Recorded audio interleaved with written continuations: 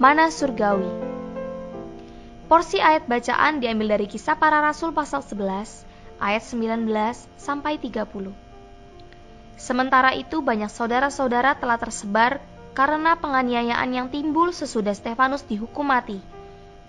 Mereka tersebar sampai ke Fenisia, Siprus, dan Antiokhia. Namun mereka memberitakan Injil kepada orang Yahudi saja. Akan tetapi di antara mereka ada beberapa orang Siprus dan orang Kirene yang tiba di Antiokhia dan berkata-kata juga kepada orang-orang Yunani dan memberitakan Injil bahwa Yesus adalah Tuhan. Dan tangan Tuhan menyertai mereka dan sejumlah besar orang menjadi percaya dan berbalik kepada Tuhan. Maka sampailah kabar tentang mereka itu kepada jemaat di Yerusalem, lalu jemaat itu mengutus Barnabas ke Antiokhia. Setelah Barnabas datang dan melihat kasih karunia Allah, bersukacitalah ia. Ia menasihati mereka supaya mereka semua tetap setia kepada Tuhan. Karena Barnabas adalah orang baik, penuh dengan Roh Kudus dan iman. Sejumlah orang dibawa kepada Tuhan. Lalu pergilah Barnabas ke Tarsus untuk mencari Saulus.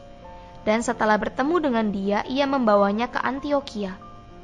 Mereka tinggal bersama-sama dengan jemaat itu 1 tahun lamanya, sambil mengajar banyak orang. Di Antiokhia murid-murid itu untuk pertama kalinya disebut Kristen. Pada waktu itu datanglah beberapa nabi dari Yerusalem ke Antiokhia. Seorang dari mereka yang bernama Agabus bangkit, dan oleh kuasa roh ia mengatakan bahwa seluruh dunia akan ditimpa bahaya kelaparan yang besar. Hal itu terjadi juga pada zaman Claudius. Lalu murid-murid memutuskan untuk mengumpulkan suatu sumbangan sesuai dengan kemampuan mereka masing-masing dan mengirimkannya kepada saudara-saudara yang diam di Yudea. Hal itu mereka lakukan juga dan mereka mengirimkannya kepada penatua-penatua dengan perantaraan Barnabas dan Saulus. Saudara-saudari, pagi ini kita membaca Kisah Para Rasul pasal 11 ayat 19 sampai 30 yang menyajikan 2 perikop, yaitu perluasan ke Fenisia, Siprus, dan Antiokhia melalui murid-murid yang tersebar ayat 19 sampai 26 dan persekutuan gereja di Antiokhia dengan orang-orang kudus di Yudea ayat 27 sampai 30. Karena penganiayaan, orang beriman yang tersebar dari Yerusalem ke tempat-tempat lain melakukan perluasan Injil untuk menggenapkan perkataan Tuhan dalam pasal 1 ayat 8. Ini adalah kedaulatan Allah. Menurut ayat 19, orang-orang yang pergi ke Fenisia, Siprus, dan Antiokhia memberitakan Injil itu hanya kepada orang Yahudi saja. Ini menunjukkan betapa kuatnya kaum beriman Yahudi memelihara tradisi mereka. Mereka tidak mau mendekati bangsa bukan Yahudi. Keadaan ini berlanjut bahkan setelah pemberitaan Petrus kepada Cornelius orang Itali. Ini sungguh-sungguh membatasi pergerakan Tuhan dalam memperluas Injilnya menurut ekonomi perjanjian baru Allah. Akan tetapi, di antara mereka ada beberapa orang Siprus dan orang Kirene yang tiba di Antiokhia dan berkata-kata juga kepada orang-orang berbahasa Yunani dan memberitakan tentang Tuhan Yesus. Orang-orang dari Siprus dan Kirene ini pasti orang-orang beriman Yahudi dalam perantauan. Pembicaraan mereka kepada orang-orang Yunani adalah langkah lebih lanjut dari pergerakan Tuhan dalam memperluas Injilnya kepada bangsa kafir setelah apa yang terjadi di rumah Cornelius dalam pasal 10 dan sebelum Paulus memulai ministrinya kepada bangsa bukan Yahudi dalam pasal 13. Ayat 21 mengatakan, tangan Tuhan menyertai mereka dan sejumlah besar orang menjadi percaya dan berbalik kepada Tuhan. Kabar tentang mereka itu terdengar oleh gereja di Yerusalem. Lalu Barnabas diutus dari Yerusalem untuk mengunjungi kaum beriman di tempat-tempat lain. Dia diutus dengan kuasa dari rasul, bukan dari gereja, karena para rasul berada di Yerusalem. Barnabas diutus dari Yerusalem pergi mencapai Antiokhia untuk mendorong kaum beriman. Dan dia pergi ke Tarsus untuk membawa Saulus ke Antiokhia. Ini adalah langkah yang besar, membawa Saulus masuk ke dalam pergerakan Tuhan, memperluas Injil kerajaannya ke dunia orang bukan Yahudi. Ketika Barnabas tiba di Antiokhia dan melihat kasih karunia Allah, bersukacitalah ia. Ia menasihati mereka supaya mereka semua dengan kesungguhan hati setia kepada Tuhan. Kasih karunia adalah Allah di dalam Putra menjadi kenikmatan kita. Kasih karunia ini adalah Kristus yang bangkit menjadi Roh pemberi hayat untuk membawa Allah Tritunggal yang telah melalui proses dalam kebangkitan ke dalam kita menjadi hayat dan suplai hayat kita, supaya kita dapat hidup dalam kebangkitan. Karena itu, kasih karunia adalah Allah Tritunggal menjadi hayat dan segala sesuatu bagi kita.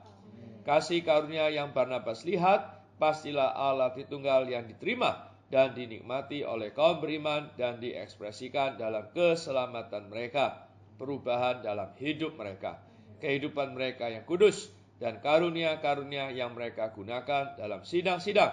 Semuanya itu dapat dilihat oleh orang lain.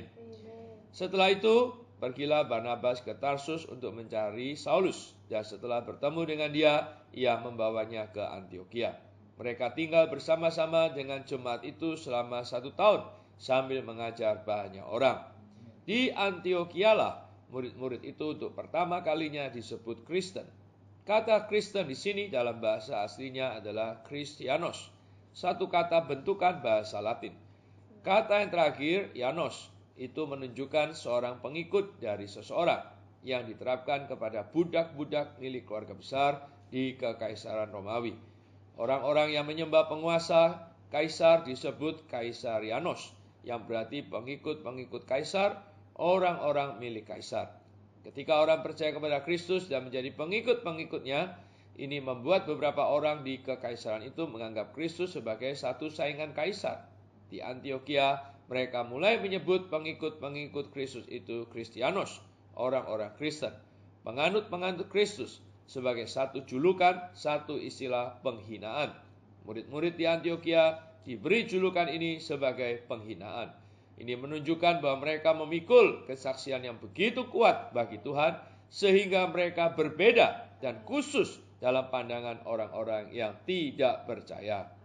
Hari ini, istilah orang Kristen seharusnya mengandung satu makna yang positif, yaitu seorang yang milik Kristus, seorang yang bersatu dengan Kristus, bukan hanya milik dia, bahkan memiliki hayat dan sifatnya dalam satu kesatuan yang organik dengan dia, yang hidup oleh dia, bahkan memperhidupkan dia dalam kehidupannya sehari-hari. Menurut 1 Petrus pasal 4 ayat 16, jika kita menderita karena menjadi seorang yang demikian, maka kita tidak boleh malu. Sebaliknya, kita harus berani memperbesar Kristus dalam pengakuan kita dengan cara hidup kita yang kudus dan bajik untuk memuliakan Allah dalam nama ini. Di ayat 27-30, terdapat satu catatan mengenai persekutuan di antara gereja di Antiokhia dan gereja-gereja di Yudea.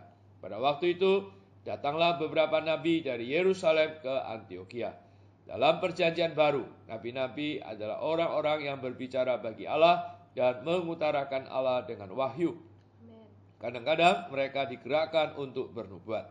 Salah satu dari nabi-nabi ini yang bernama Agabus bangkit dan oleh kuasa roh ia mengatakan bahwa seluruh dunia akan ditimpa kelaparan besar. Hal itu terjadi pada zaman Claudius. Claudius adalah seorang kaisar Romawi. Pada tahun keempat pemerintahannya, yaitu sekitar 44 Masehi, terjadi bala kelaparan di Yudea dan negara-negara tetangganya. Lalu murid-murid memutuskan untuk mengumpulkan sumbangan sesuai dengan kemampuan mereka masing-masing dan mengirimkannya kepada saudara-saudara seiman yang tinggal di Yudea. Hal itu mereka lakukan juga, dan mereka mengirimkannya kepada penatua-penatua dengan perantaran Barnabas dan Saulus. Keuangan gereja pada masa sebermula berada di bawah pengaturan para penatua. Sumbangan-sumbangan dari gereja di Antiokhia dikirimkan kepada para penatua di Yerusalem melalui Barnabas dan Saulus. Di sini Saulus melalui Barnabas dibawa ke dalam pelayanan di antara gereja-gereja. Saudara-saudari, dalam kitab Kisah Para Rasul kita melihat aktivitas dari tubuh unik Tuhan. Aktivitas ini, aliran dari arus ini dimulai di Yerusalem, melalui Samaria dan mencapai Antiokhia. Dari Antioquia, arus ini berbelok ke dunia orang bukan Yahudi. Dalam aliran dari satu arus inilah keesaan tubuh itu dipelihara.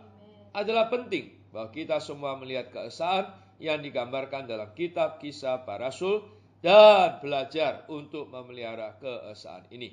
Dalam kitab Kisah Para Rasul, Tuhan secara berdaulat memelihara semua ministry dalam satu ministry dan dalam satu arus bagi satu tubuh untuk memelihara keesaan tubuh ini. Mari kita berdoa. Tuhan Yesus, syukur padamu untuk firman-Mu pada pagi hari ini. Tuhan memberi kami gambaran, oh Tuhan Yesus, bahwa Engkau adalah Kristus sang bangkit, oh yang terus bergerak melalui murid-murid-Mu. Tuhan, kini Engkau tetap Tuhan yang bergerak, karena Engkau adalah Tuhan kami yang hidup, Tuhan kami yang aktif. Oh Tuhan, Engkau bergerak di dalam kami dan bersama kami. Tuhan, pakailah kami dimanapun kami berada. Kami juga memberitakan Injil. Tuhan, membawa banyak orang boleh percaya kepadamu, menerima keselamatan ini, dan juga menikmati kasih karunia-Mu. Terima kasih Tuhan, Kau yang sudah bangkit. Tuhan telah menjadi hayat kami dan suplai hayat bagi kami. Tuhan, Kau telah melalui berbagai proses, melalui inkarnasi, oh hidup insani, mati tersalib, bangkit, terangkat. Bahkan Kau diberikan kepada kami sebagai roh itu, roh pemberi hayat. Tuhan, inilah kasih karunia Allah, sehingga Allah boleh kami nikmati, boleh kami alami. Oh Tuhan Yesus, Tuhan, inilah hidup kami sebagai orang Kristen yang sejati. Tuhan, dipenuhi oleh Dikau, oh menjadi milik-Mu. Tuhan, bahkan kami boleh mengekspresikan-Mu. Terima kasih ya Tuhan, ya kami tetap ada di dalam satu arus ini, di dalam satu ministry ini, terpelihara di dalam penghidupan satu tubuh Kristus. Syukur padamu, kiranya kami menjadi pelaku-pelaku firman-Mu Tuhan. Di dalam nama Tuhan Yesus kami berdoa. Amin. Terhadap